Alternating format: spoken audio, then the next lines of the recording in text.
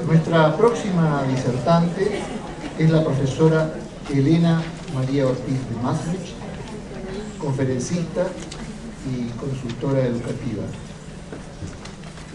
Va a disertar sobre los maestros del siglo XXI, herramientas sobre cómo aprende el cerebro. Elena fue fundadora del Colegio Gospel, es presidenta de la compañía Argentinitas, colección de muñecas y accesorios y edición de libros históricos. Realizó estudios aplicados a la educación, entre los que podemos citar inteligencias múltiples, el cómo educar las inteligencias múltiples a aprender, aprendizaje compatible con el cerebro, el cómo enseñar y aprender en un clima compatible con el cerebro, educación para lograr lo mejor de sí mismo, cómo educar para altos resultados e incluir a todos.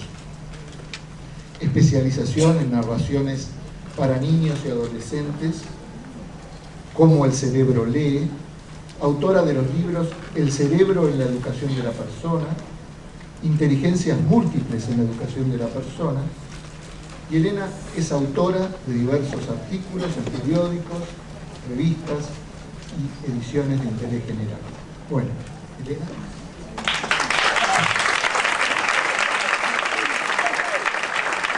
Buenos días a todos. Muchas gracias, Marita. Muchas gracias, Carlos.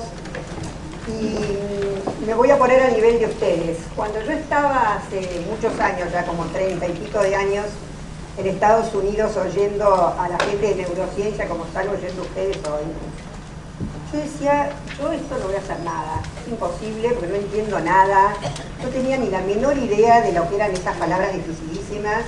Y me acerqué a Jensen, en ese momento Eric Jensen, que fue de los primeros que oímos con este tema, y le dije, mire, yo cuando estudié anatomía en el colegio, no calculen mi edad, yo tenía anatomía, ideología y zoología, me la llevaba a diciembre. Yo los huesos, los músculos, el cerebro, pero ni idea. Entonces me es imposible tratar de ver cómo puedo hacer para trabajar con esto en la clase, me resulta dificilísimo. Entonces, bueno, esto es un poco lo que yo quiero que hoy hagamos. Que no solamente vayamos a mirar un poco todas estas fantásticas exposiciones que hemos oído hasta ahora con la gente que sabe tanto de neurociencia, sino buscar la manera, yo por lo menos les puedo pasar mi experiencia de muchísimos años en lo que pasa dentro de la clase, lo que pasa dentro de la clase con un chico de jardín, pase por jardín, por primaria, por inglés, soy profesora de inglés, y por secundaria, sobre todo por la etapa de la adolescencia, ya llegando hasta los últimos años, para ver realmente qué es lo que pasa por adentro del cerebro de los chicos cuando aprenden. Y después una cosa que es lo que estoy dedicando en este último tiempo, que es lo que más me interesa, me encanta el tema, es saber cómo es que aprenden y que ellos sepan saber cómo aprenden. Salió de nuevo. Que los chicos puedan saber cómo aprenden. Que ellos sepan dónde están las dificultades, cuáles son los problemas que tienen y cuáles son las posibilidades que tienen para salir adelante cuando tienen un problema en matemáticas, cuando llegan a su casa y se aburren y no tienen ganas de estudiar, cuando están oyendo a un profesor que habla y no para. Hablamos del cambio y gracias a Darwin sabemos que lo que nosotros antes creíamos que era poco el tiempo de la evolución, ahora sabemos que tiene millones de años. Entonces esto es lo que se llama la morosidad casi genética que tenemos que cambiar. Por eso es que nos cuesta tanto cambiar, porque viene todo como lento. El cambio, más allá de que nos da miedo, es lento. Imagínense los millones de años que tardamos en convertirnos en personas, imagínense todo lo que nos falta para poder terminar de desarrollarnos con personas. Pero ¿qué tenemos nosotros? Tenemos futuro y esperanza porque somos educadores. En flecha yo siempre pongo las acciones. Tenemos que impulsar con ímpetu la revolución científica. Es decir, aprovechar esto, transmitir esto, salir de acá y ser voceros, ser paz, uno a otro, a otro. Tenemos un desafío por delante. Antes de negar, que es lo primero que hacemos ante el cambio, no, yo esto, y docentes, miren, hay una mujer que es muy buena, que se llama Robin Fogarty, que tiene un libro muy lindo que se llama The Adult Learner, que es el adulto que aprende. Y ese adulto somos los docentes. Y ella siempre dice que cuando empezamos las conferencias de los docentes estamos un poco como así, otra cosa más para aprender, ya me lo sé, yo no tengo muchas ganas. Bueno, entonces en lugar de negar, porque en el fondo negamos por el miedo que tenemos a toda esta novedad que tenemos que ir cambiando constantemente. Ya tenemos la planificación hecha del año pasado, la tenemos que volver a hacer. Incorporar, es decir, no solamente, como dijeron recién y dijeron ayer, aprender, sino que nosotros nos hagamos carne de esto y que pase a ser parte de nuestra propia vida. E investigar, y tenemos que estudiar. Tenemos que llegar y meternos en internet y comprar libros y estudiar. Y tenemos que abrir nuestro limitado conocimiento del cerebro respecto a todo esto para conocer más sobre cómo es, cómo siente y cómo aprende todo nuestro cuerpo, toda nuestra mente y todo nuestro cerebro, para poder llegar a ser personas, para poder educar lo que llamamos personas en su unidad.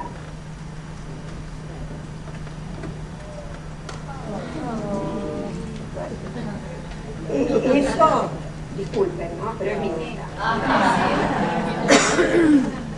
Es mi nieta en su primer día de clase. Tiene 3, ¿no?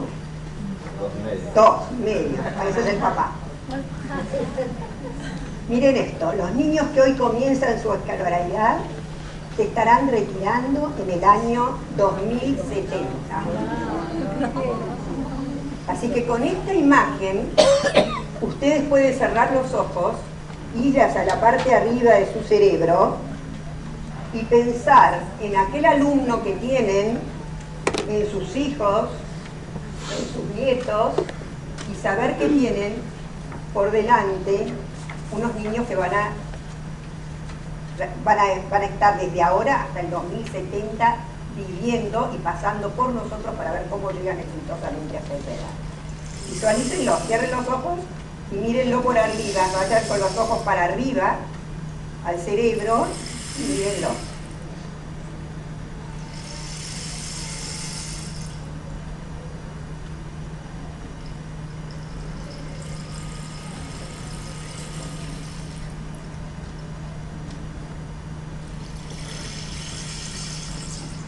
Siempre comenzamos con preguntas a dar clase. ¿Cuál es el rol de la neurociencia en términos educativos, a pie de aula? Acá dice, a pie de aula es Fernanda Sperrer, uno que vino hace muchos años y nosotros tuvimos el placer de conocerlo, y él hablaba de lo que era pie de aula, adentro de mi clase. ¿Qué puedo hacer cuando estoy dando clase para maximizar las potencialidades del cerebro que aprende? ¿Cómo puedo incrementar el vocabulario? Vamos a ver esto de Marzano, para formar nuevos patrones mentales. ¿Cómo lograr que el alumno piense sus maneras de pensar? Ya vimos cómo el cerebro aprende recién, con una fantástica exposición de Carlos. También vimos cómo es, cómo siente y cómo aprende. Y yo voy a trabajar cómo aprende a aprender. Si bien voy a hacer un repaso rápido de algunas pequeñas cositas. ¿Por qué? Porque sabemos que repetir y afianzar es la manera de internalizar lo que se aprende. El reptiliano y el cerebro paleomamífero y el neomamífero han firmado un contrato de conectividad, ya que ninguno de los tres se vale por sí mismo. Esta es una frase muy linda de Eduardo Punset para entender que si bien evolucionaron en forma de a poco, sin embargo, a veces creemos, porque vemos las divisiones, de que están todos divididos y de que aprendemos con partes divididas, pero se interconectan permanentemente. Me gustó mucho la palabra contrato de conectividad. Y gracias a Carlos, que me regaló para mi cumpleaños el libro del viaje a la felicidad de Eduardo Punset, pude sacar esta frase. Gracias, Carlos, creo que nunca te lo dije. El cerebro a pie de aula. Cada individuo, como dijo recién Mabel, ¿vieron todas esas cabecitas, cerebros que puso Mabel? Bueno, Son los 30, Marzano decía que son los 30 o los 25 chicos que tenemos adelante. Los 30 y los 25, en la época mía, siempre se decía apuntemos al del medio para todos nivelar de esa manera, y así llegamos a todos. No, hoy sabemos que cada uno tenemos 30 cabecitas, 20 cabecitas, 20 cerebros, 20 personas, 20 cuerpos con alma y cerebro, cada uno haciendo sus propios entramados de cerebro. Esto lo conocemos casi todos. Todos hemos pasado por Bloom, por todas las etapas de conocimiento, análisis y aplicación. Todos conocemos al fantástico Víctor García Oz, con todas las fases de pensamiento, la receptiva, la creativa, la retentiva. A Robin Fogarty, puede ser que algunos no, es americana, sigue trabajando hasta el día de hoy y nos manda muchas cosas en su página, con su famosa casita de resumir, aplicar, procesar y aplicar. A Howard Gardner, que ya lo han nombrado también varias veces, yo tengo un libro escrito que ya ahora ya está pasando de moda, porque ya ahora con su inteligencia experiencial no está, y todo, pero Howard Gardner es una persona muy inquieta, yo tuve el placer de conocerlo en Harvard, y él trabaja también con Verónica Guamancilla. Cualquiera que quiera conectarse con Verónica es argentina, ella trabajó con nosotros en el Colegio Knoxville, yo era la directora y ella era maestra de primer grado, y ella trabaja, Verónica trabaja con Howard Gardner allá, y ella hace todo el aporte ético, todo lo que tiene que ver con la ética. Es un hombre muy inquieto desde la ética, y él siempre dice que él no sabía que iba a sorprender tanto con esto de las múltiples inteligencias como herramientas para los educadores, pero fue realmente un boom para nosotros. McTighe y Wiggins, que ya cada vez son más renombrados, que fueron los que trabajaron la teoría de Understanding by Design, que tiene un diseño de cómo hacerlo, que es la teoría de la comprensión, y en estos últimos años Caroline Tomlinson, que es la que trabaja sobre lo que es la instrucción diferenciada. Pero estos son modelos que nosotros ya de alguna manera venimos trabajando. Pueden aprovechar para relajarse un segundo nomás. Pueden soltar las manos, como dijo Mabel, suéltenlas para abajo. Suelten los brazos para abajo y muevan la cabeza. Si les hace ruido el cuello, no importa.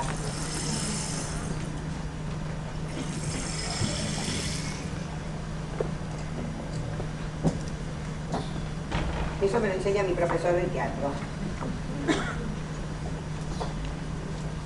Plasticidad. Hemos hablado mucho de plasticidad, hemos visto mucho sobre este tema, y esta es Marion Diamond. Yo lo que les quería contar, más allá de leer la frase que es de ella, yo quiero llamar la atención sobre la plasticidad del cerebro, sobre el hecho de que puede cambiar a cualquier edad, desde el nacimiento hasta el resto de la vida.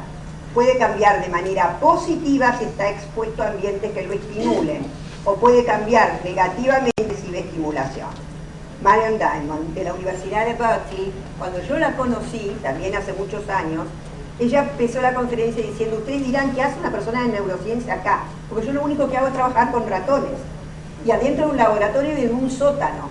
Y nos contaba que le ponía a los ratones, nosotros nos mirábamos así, que le ponía a los ratones unas cosas como unos cables en la cabeza de los ratones, y se veía, y nosotros decíamos, ¿en serio? Sí, se veía cómo se conectaban las neuronas a medida que ella le iba poniendo más estímulos o menos estímulos, o más amor o menos amor.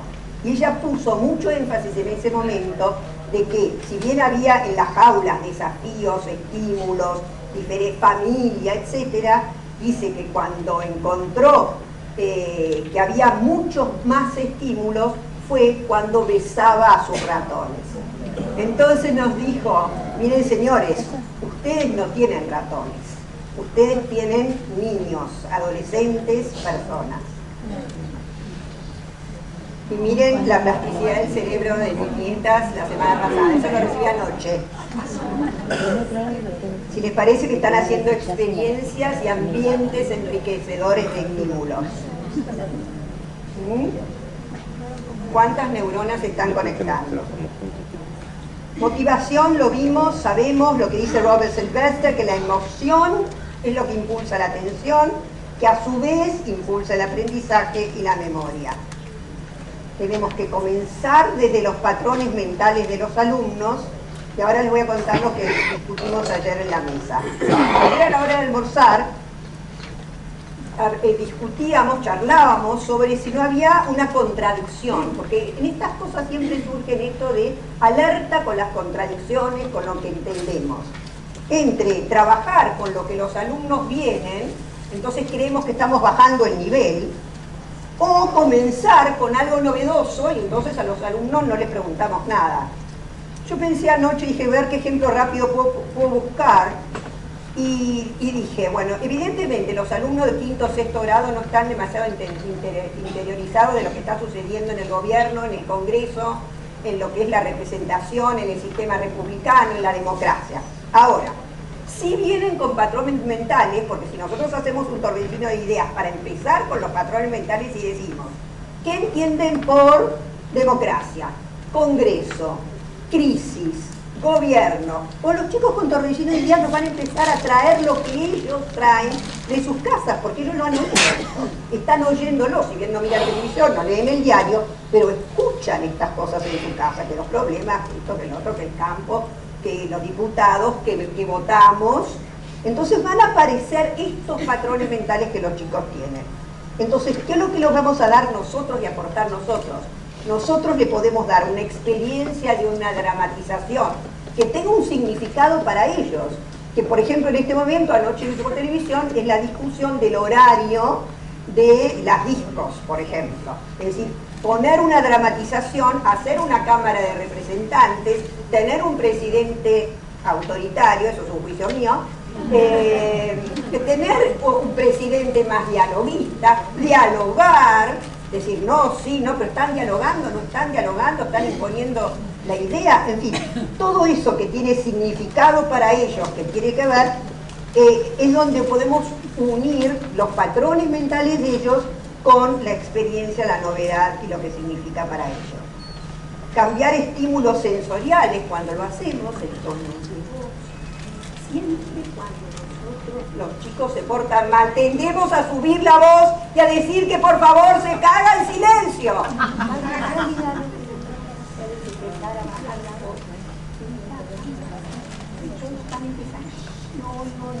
No. El volumen, el ritmo que le damos a nuestras clases. Miren, hoy hablaba con un hijo mío que tiene a cargo de educación física y yo les decía con esto de tomar asistencia, de que acá que entran, que salen y se ponen el uniforme de educación física y se vuelven a cambiar y se vuelven a poner, se reduce el tiempo verdadero de clase. Y miren, nosotros este año hicimos en el ISI un curso muy bueno que es ir pasando por todas las clases y de un pantallazo como directores ver qué es lo que está pasando. Ustedes tienen que hacer la cuenta de la pérdida de tiempo que tenemos en las clases, en todas esas situaciones que no aprende nadie nada. El tema de los colores, Magdalena, mi hermana, gracias, porque ella me enseñó, yo aprendí a hacer todo esto la semana pasada. No tengo ni idea de cómo se manejan las computadoras, ponerles colores, etc. Y el movimiento, como decía Chuti ayer, motivar a través de la emoción, la sorpresa y el humor. Y anoche encontré esto. No sé si nos da humor o ganas de llorar, como dice alguien. Pero bueno, había otras. Expectativa para aprender. Miren, no explicar todo. Nosotros los profesores y los maestros en general somos humanistas y en general somos lingüistas. Entonces nos gusta explicar todo para que quede claro. Entonces hablamos y ahí empieza a bajar el nivel de concentración. No demos a todo respuestas, dejemos que los chicos corran riesgos. ¿Cómo? Pongámosle en los trabajos, puedes probar con otra forma de llegar a esta respuesta. En vez de tacharle o ponerle incompleto, ponerle mal. Puedes explorar otras técnicas. Anímate y atrévete aunque te equivoques. Yo les quería contar que yo tuve una experiencia de alumna hace poco cuando fui a un taller de jardinería. A mí me encanta la jardinería, pero no sé nada. Llego, y mi primera experiencia de alumna fue presentarnos. Entonces una empezó, yo soy licenciada en jardinería de la Universidad de Córdoba, yo soy doctorada de rosas, yo soy especialista en acuáticas, y yo le dije, yo soy profesora de inglés. No tengo ni idea qué diferencia hay entre una rosa y una dalia. Más o menos de color, me gustan los colores, qué lindo, me encanta el jardín.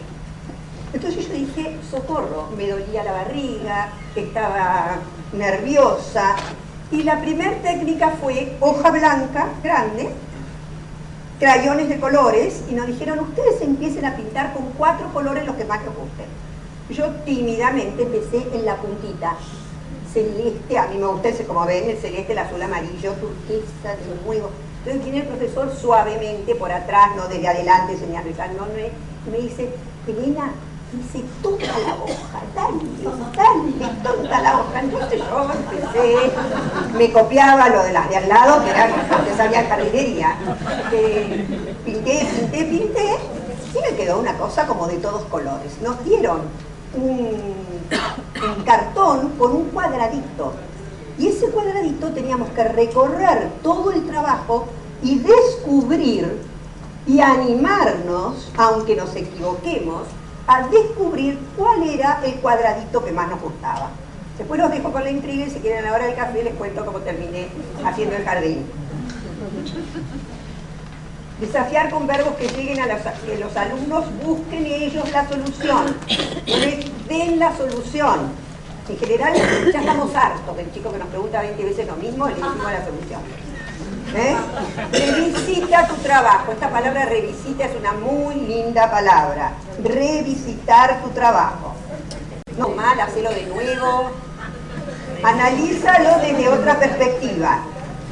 Explícale el problema al compañero. Recuerden que cuando le enseñamos a un compañero aprendemos. Intuye qué es lo que va a pasar. Yo, por ejemplo, no sabía qué era lo que iba a pasar con ese dibujo y esos cuadraditos. El siguiente paso de los cuentos fue agarrar ese cuadradito y con ese cuadradito pasarlo a otra hoja y desde ese lado hacer los colores de un candela. Guiar a los alumnos a realizar predicciones, relacionar las ideas previas con lo que imaginas que puede acontecer y encontrar similitudes. Yo lo que hice fue tomar mi jardín y la parte linda del jardín que yo tenía y encontré similitudes con lo que yo había hecho y me quedó un cantero que el profesor me dijo, no sabía tanto. Curiosidad y desatención ciega. Esto es lo que vimos ya bastantes veces. Hacer preguntas abiertas. Miren, profesores, maestros, salgamos definitivamente del qué, cómo, cuándo. Y empecemos con el ¿y por qué? ¿Y por qué? ¿Y te parece? ¿Y es así? ¿Y cómo sería? ¿Y por qué? ¿Y por qué? ¿Y por qué? ¿Y por qué? Y vamos a llegar a cosas más profundas. Y vamos a despertar la curiosidad. Desarrollar esa capacidad de observación. Ver el detalle en el conjunto. ¿Para qué? Para descubrir el gorila. O sea, trabajar esto, la desatención ciega, prestar atención y despertar esa curiosidad para descubrir al gorila.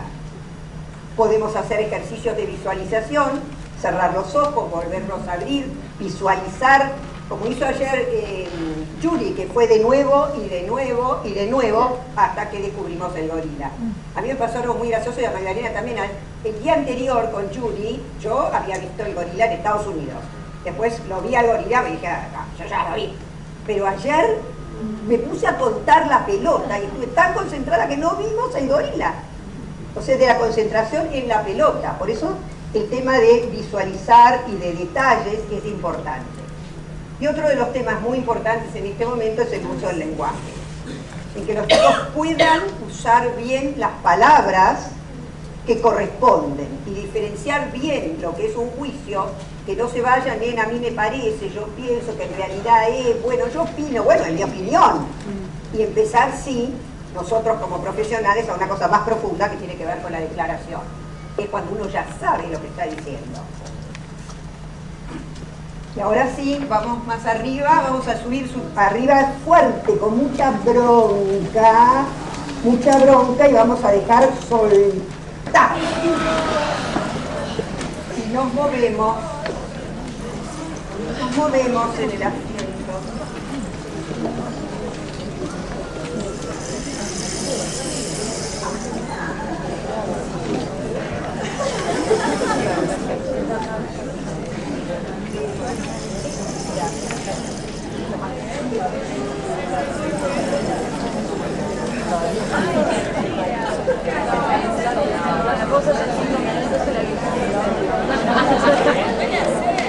Vocabulario académico de Marzano.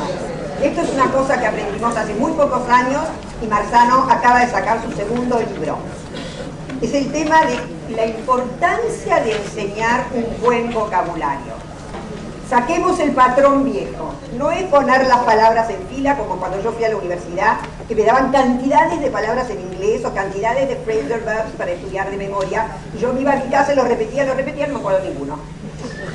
Vocabulario académico de Robert Marzano es una investigación que él hizo en Estados Unidos, por la cual comprobó la cantidad de palabras que los niños aprenden al año, a los 2, a los 3, a los 5, a los 7, a los 10, en las asignaturas, en educación física, en matemática, en sociales, en química, en economía.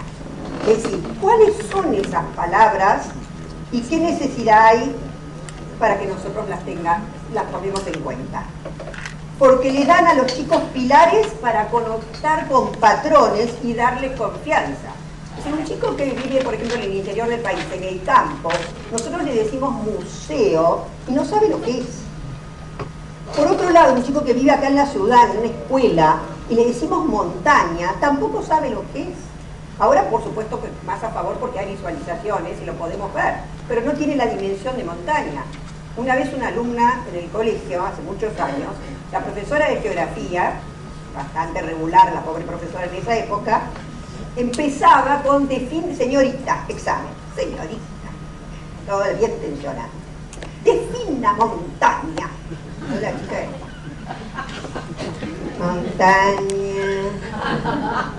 Entonces dice, bueno, pasemos a otro tema. A ver, podemos hablar de los mares, algo así. La chica decía, sí, los mares. Bueno, ya está. Ahora, defina montaña. No, decía la chica, con montaña. Y entonces la chica agarró y hizo, señorita, a marzo. Los vocabularios, ahora vamos a ver, nos dan confianza. Nos dan herramientas para el buen uso del lenguaje y nos dejamos de quejar de que los adolescentes hablan mal y no tienen vocabulario, y si hablan mal y no tienen vocabulario porque nosotros no les damos el vocabulario necesario para formar este bagaje cultural. Tenemos que enseñar las palabras dentro de contexto, no sueltas en fila y en lista. Tenemos que enseñar la forma de utilizarla para comparar, tenemos que clasificar con las palabras, tenemos que usar analogías y metáforas. Es decir, no es simplemente decir vocabulario, le doy la lista de palabras, aprenda, ya está. Ya lo vimos cómo pasa en el cerebro esto. Tenemos que poner las palabras en las clases de diferentes formas, con diferentes colores, para que los chicos la puedan visualizar. Y tenemos que jugar. Y todo esto lo tenemos que hacer sostenido en el tiempo. Por lo menos 10 días, 12 días, 15 días, en los millones de años que dijo que Carlos, es decir, más y más. Y después no dejarlas porque cambiamos de tema, ¿no? Reincorporarlas, volverlas a trabajar. Y practicar, pero no poniendo 1000 veces escribir la palabra o no, me debo callar la boca, escribí yo una vez 500 veces cuando iba al colegio. Creativamente. Esto es un texto. Cuando un iceberg, y esto es los que yo les fui mostrando antes, eran todos icebergs. Cuando un iceberg cae en el mar, una capa de agua salada puede con oxigenarse por debajo. Si es rica en algas, puede formar una raya verde. Las líneas marrones, negras y amarillas son causadas por el sedimento recogido cuando la lámina de hielo se desplaza cuesta abajo hacia el mar. Solo una décima parte de un iceberg se ve por encima de la superficie del agua. El iceberg más grande conocido sobresalía 551 pies por encima del nivel del mar, la altura de un edificio de 55 pisos. Los icebergs marmóreos parecen rocas o caramelos rayados. Ahí está. Y esas son las palabras que estaban en el texto. Y esas son las palabras que vamos a trabajar. Y sepamos que no es lo mismo trabajar grieta que trabajar congelar, no solamente por su concepción de nombre de un o de verbo, sino porque están en diferentes partes del cerebro que trabajan interconectados. No es lo mismo enseñar un nombre como la Antártida que enseñar las preposiciones. Entonces, desde el cerebro no es lo mismo.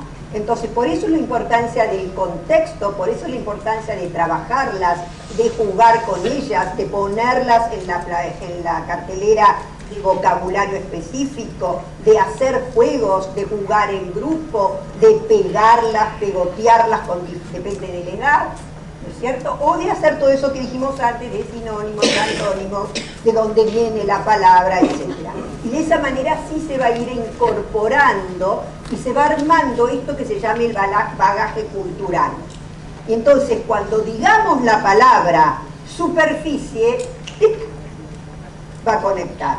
Si no, lo que va a pasar es que vamos a leer, muchas veces les pasa a los alumnos que llegan a secundaria y los profesores se quejan de que no tienen vocabulario, leen un libro de texto y paran todo el tiempo porque no entienden lo que quiere decir, levantan la mano, ¿qué quiere decir? ¿Qué quiere decir? Porque hoy por suerte levantan la mano, antes lo seguíamos nomás.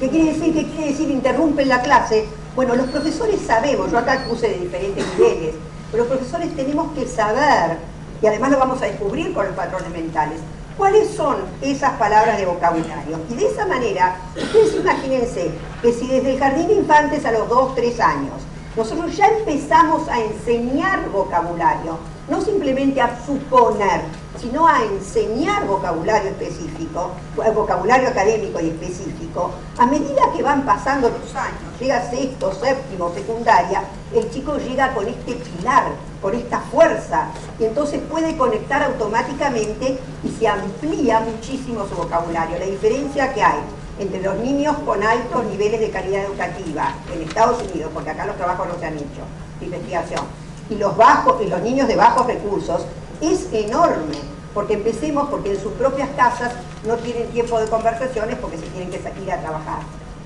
Imagínense en nuestras casas y en las casas de nuestros niños humildes. Yo estoy haciendo ahora un trabajo de investigación muy lindo, un trabajo de apoyo con una fundación en Rosario, y mi trabajo se fundamenta en este tema, en darles a los chicos esto que tiene que ver con el bagaje del vocabulario. Y ahora sí, comprender es llevar a cabo una cantidad de acciones o desempeños que demuestren que uno entiende el tema, que entiende el tópico, pero que al mismo tiempo lo amplía y es capaz no solamente de aprender y de asimilar un conocimiento, sino de usar ese conocimiento en forma innovadora. Aprender es lo viejo paradigma, comprender para ampliar el conocimiento es el nuevo paradigma. Para esto hay que buscar espacios, porque es como que nosotros el tema lo desarrollamos y tenemos muchísimo tiempo, pero para comprender, o sea, para relacionar lo que hemos aprendido con la vida misma, con situaciones de vida, como lo que hablábamos hoy de democracia, ya ahí perdemos el tiempo. Invitar a los alumnos a soluciones inteligentes que sumen valor a la vida. Escribamos una carta al gobernador de Buenos Aires y contémosle desde nuestro punto de vista cómo deberían ser los horarios de los boliches, después de debatirlo. Y esto es Yuri del otro día, que dice que la inteligencia es el uso superador de los patrones mentales para predecir el futuro. Y ahora sí, vamos terminando. Y este es el centro de lo que a mí más me gusta y me interesa, que tiene que ver con cómo me conozco, cómo sé, cómo aprendo, porque creo que es la herramienta más eficaz para salir de la problemática de los alumnos que no saben qué les pasa. Cuando les preguntamos a los chicos, pero ¿por qué no estudiaste? Y no sé. Muchas veces dicen, me aburro, es lo primero que dicen, ¿no? Me aburro, no tengo ganas, tengo ganas del profesor, es un opio el profesor, bueno. Pero desde él, ¿qué te pasa? ¿Qué te pasa a vos cuando llegás a tu casa y no te pones a estudiar? ¿Qué te pasa cuando no entendés el problema de matemáticas? Es que no entiendo nada, dice el chico que generaliza. No entiendo nada. Y yo, bueno, por supuesto, todo esto de mi papá también era burro en matemáticas, entonces yo por eso soy burro, o a mí no me da como fulana de tal que sí le da, etc. Entonces, para mí, tener una visión rica de capacidades humanas y los beneficios para conectarse apropiadamente con nuestros talentos y nuestras pasiones, creo que es un poco la llave para que todos los chicos, no para que los chicos, para que todos los chicos de nuestras clases aprendan mejor. Tenemos que para eso maximizar los espacios de reflexión sobre cómo se piensa. No es al final, no es cuando damos el tema, terminamos la unidad, terminamos el tópico y es al final, sino que es en el durante. Los chicos tienen que tomar conciencia de sus formas de resolver problemas. ¿Cómo es mi manera de resolver problemas? ¿Cómo hago yo para solucionar esto? Pero él tiene que saber, el profesor tiene que darle esa herramienta, no la respuesta del problema. Tomar conciencia de sus formas de atención. ¿Dónde estaba? No en la luna, porque la luna los chicos no están en la luna. Los chicos están en el amor, en el problema del padre que le pegó, en el problema de la novia que no le llama por teléfono, y que todavía no le sonó el mensaje que quiere, pero la atención está en algún lado. Entonces, tomar conciencia de por qué no presta atención, de qué le pasa. Yo, por ejemplo, en las conferencias me doy cuenta ahora, desde que sé de metacognición, me doy cuenta enseguida que yo, si por ejemplo, si no escribo, no puedo prestar atención. Y a Judy la debo haber oído ya en Estados Unidos como 2 o 3 veces, acá también, y ya le oigo desde el contenido, los chistes, todo, y aunque no lo crean, anoche lo volví a escribir. O sea, yo necesito, para prestar atención, escribir. Otro no, otro necesita hacer mapas mentales, otro necesita hacer dibujos. Pero saber, los chicos tienen que saber, conocer muy bien sus limitaciones, muy bien dónde tienen el problema. No sos un burro, no me da, soy igual que mi papá. No. ¿Cuál es el problema? ¿En dónde está el problema en el momento que estás estudiando lengua o que estás leyendo el párrafo? Observar, preguntarse, ellos, revisitar, reconectar, sintetizar, todo durante el proceso de aprendizaje. Reconocer sus propias inteligencias, por supuesto, saber qué les facilita, irse a su casa y ponerse música a sus trabajos si esto les facilita. Y utilizar matrices o los rubrics como guías para tener claridad en las expectativas. ¿Y cuáles son los elementos a evaluar? Matrices es fundamental para que el chico haga su autoevaluación, si no, no la puede hacer. ¿Por qué? Porque no sabe lo que el profesor espera de ellos. No tiene demasiado claro, o sí sabe, después de 2 o 3 años de secundaria, este es bueno, porque te pone todo 10. En cambio, este otro, no te puedo explicar jamás. Nunca en su vida. Yo tenía una profesora hace años que ella decía, muy orgullosa, yo 10 no pongo nunca. Es decir, este tipo de cosas, los chicos tienen que saber que es un producto de alta calidad, que merece un 10, que merece un excelente, que merece un sobresaliente. ¿Qué condiciones y qué elementos tienen que tener? ¿Cuáles son las condiciones para que esto sea así?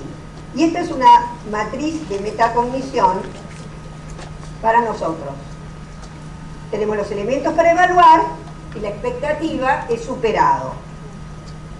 Si nosotros tenemos trabajos en donde los alumnos demuestran logros de alta calidad, yo acá no lo puse, porque a veces es como un tema bastante fuerte, que es que todos los alumnos demuestren el trabajo de su máxima alta calidad. Algunos, y entonces yo soy tan buen profesor y tan exigente porque tengo 2 o 3, que son los que se llevan todo lo que saben. Todos los demás se llevan todo a marzo, porque yo soy muy exigente. Es decir, que todos los alumnos demuestren logros de alta calidad. Que todos los trabajos sean revisitados al día de hoy.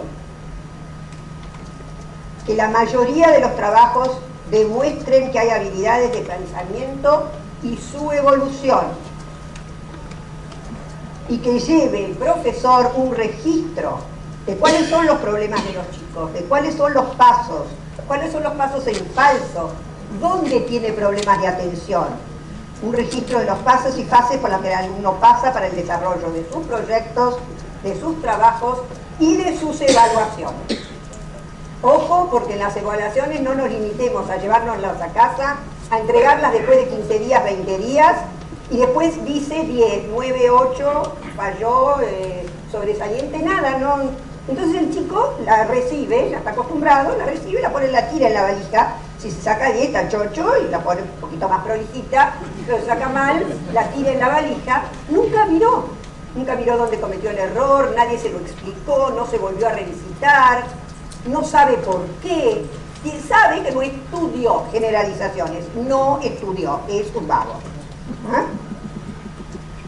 Y ahora sí, ya terminamos, y esto, si quieren saber, son los hielos de los icebergs de la Antártida, y también son las olas congeladas, otra de las que vimos. Si se meten en internet las van a encontrar. ¿Cuál es el valor agregado que le vamos a ofrecer como herramientas para su futuro? Aprender a pensarse a sí mismo. Muchas gracias.